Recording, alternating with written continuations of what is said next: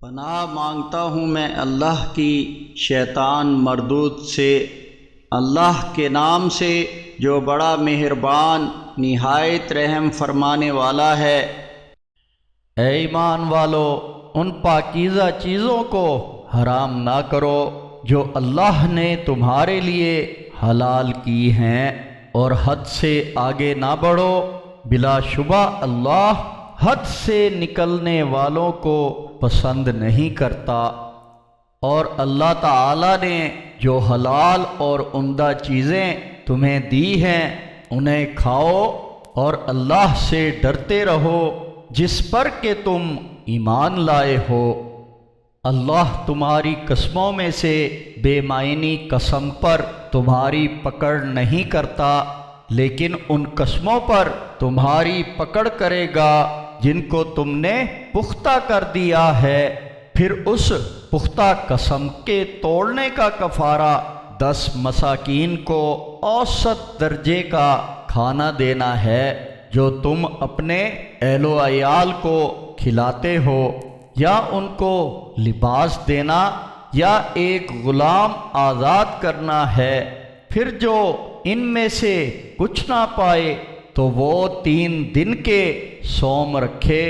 تمہاری قسموں کا یہ کفارہ ہے جب تم قسم کھا لو پھر اسے توڑ دو، لہذا تم اپنی قسموں کی حفاظت کرو۔ اس طرح اللہ تمہارے لیے اپنی آیات بیان کرتا ہے تاکہ تم شکر ادا کرو۔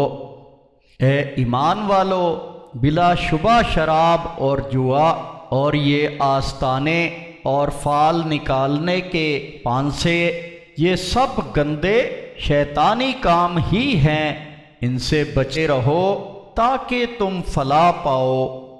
شیطان تو یہی چاہتا ہے کہ تمہارے درمیان شراب اور جوئے کے ذریعے دشمنی اور بغض نفرت ڈال دے، اور تمہیں اللہ کی یاد اور صلاۃ سے روک دے۔ تو کیا تم ان کاموں سے باز رہو گے؟ اور بات مانو اللہ کی، اور بات مانو رسول کی، اور نافرمانی سے بچے رہو۔ پھر اگر تم نے ان باتوں کو نہ مانا تو جان لو کہ ہمارے رسول کے ذمے تو بس احکامات کو صاف صاف پہنچا دینا ہے۔ جو لوگ ایمان لائے اور انہوں نے نیک کام کیے تو وہ جو پہلے کھا چکے اس کا ان پر کوئی گناہ نہ ہوگا، جبکہ وہ آئندہ ان گناہوں سے بچتے رہیں اور ایمان لائیں اور نیک اعمال کرتے رہیں۔ پھر جن چیزوں سے روکا جائے ان سے بچا کریں اور ایمان پر قائم رہیں، اور اس کے بعد بھی پرہیزگاری اور احسان کو اپنائیں اور خوب نیک عمل کرتے رہیں۔